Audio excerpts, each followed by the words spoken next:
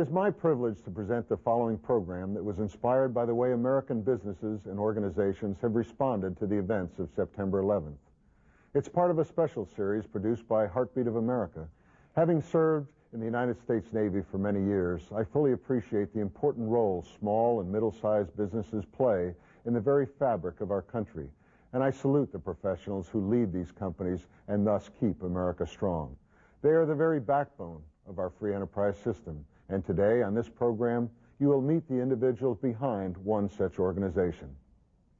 I'll be back later in the program to introduce the Keeping America Strong Award. And now, let's learn more about the organization we are honoring today. Today, the eyes and ears of the 21st century are focused on new developments, new technologies, new emerging companies. We're on the scene to bring it to you as it happens. We anchor from our new studios in Los Angeles and then go out all over America to get to the heart of the story. I'm Bert Tenzer. I'm Bella Shaw.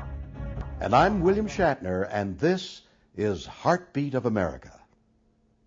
Since 2001, our television series has been featuring entrepreneurial companies that move our country and our economy forward. And I'm Doug Llewellyn here in Los Angeles in our studio with one such company. The company is known as Jordan River Women's Health. It is located in West Jordan, Utah, which is in the vicinity of Salt Lake City, and our guest is Dr. Spencer Colby. He is one of 3 doctors in this practice. Dr. Colby, it's a pleasure to have you with us. I know not too long ago you had a very interesting conversation with William Shatner. Let's look a little bit about what he said to you and what you said to him. Welcome. Good to have you with us. All right, let's begin by telling me what you do and who benefits from it. We are a medical practice that delivers obstetrical and gynecological care to improve the lives of women. Well, Doctor, as we hear what you just said to William Shatner, obviously you provide a lot of services for your patients. Let's go through the list specifically and get you to expand a little bit about some of the things you do. For example, you cater to patients who have both normal and high-risk obstetric cases. Talk to me about what the difference is. What would a high-risk obstetric case involve? High-risk obstetric case would be anything that would be out of the range of normal. Certainly a woman who's having twins or triplets would be a high-risk obstetrical case. Also women who've had a poor history of pregnancies in their past, women who have had miscarriages or premature labor, premature delivery. Also women who have medical complications such as high blood pressure and diabetes. You know, we hear so much, it seems like, in the news these days, and just in people that I know, friends, the occurrence of twins and even triplets seems to be increasing so much. Do you notice that in your practice? Yes, that's true. A lot of that comes from assisted reproductive technologies, such as in vitro fertilization. Right. But also, since women are delaying their childbearing years until later in life, twins are more common in later years as well. And do you find that you have a lot of patients who are like over the age of 40 who are having children, sometimes for the first time in their life? We have occasional patients who are over the age of 40 who are on their first pregnancies. Mostly what we see is women who are just in their 30s and late 30s, though, who are just starting their families. Pretty interesting. One of the other things you featured is an in-office ultrasound. What's the advantage of that? And I know what you use the ultrasound for, but explain to me how you use it. We use ultrasound for pregnancy to identify how many babies are present and also to identify anomalies that might be present in the babies as well. For dating, to make sure that we have an accurate due date. It's nice that it's in the office, though we don't have to send patients away to another radiology office. Makes it more convenient for them.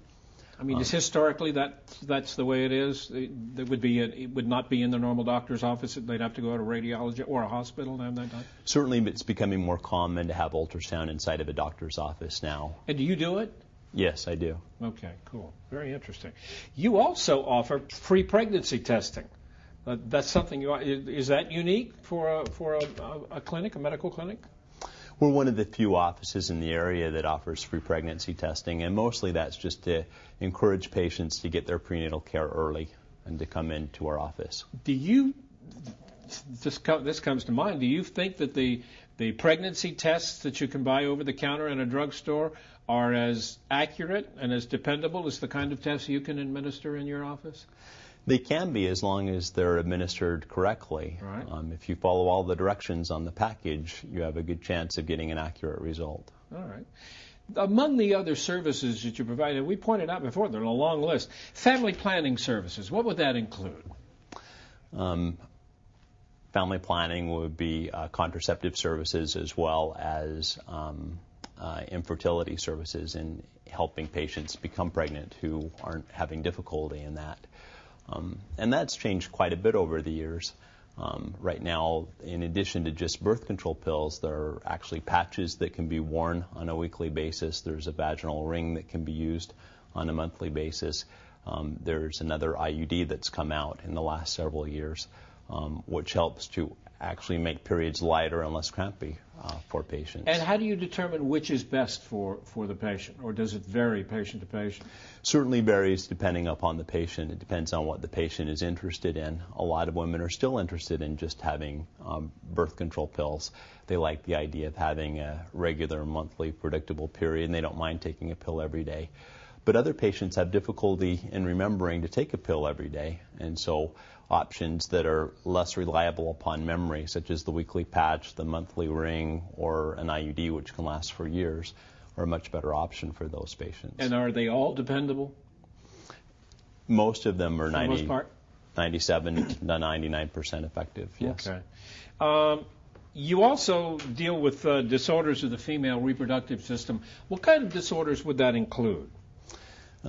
Mostly that includes patients who have difficulty with their periods, patients who bleed throughout the month as opposed to just a regular monthly period, and women who have heavy periods, women who have abnormalities of their uterus, fibroids, or endometriosis or adenomyosis, which makes their periods heavier and crampier. When a patient comes to see you for the first time, it's a brand new patient, what's a normal procedure you go through with them? Let's explain a little bit about what happens when they come to see a doctor like you. What are they coming to see me for? Well, number one, that's a good question. That's what you're asking them, right? I mean, but obviously, do you put them through a full physical? Exactly. Always take a history, find out what they're allergic to, what their pregnancy history has been, what their desires are as far as prevention of pregnancy or whether they want to become pregnant, and whether they've had problems with their periods or problems with cancer screening in the past. Okay.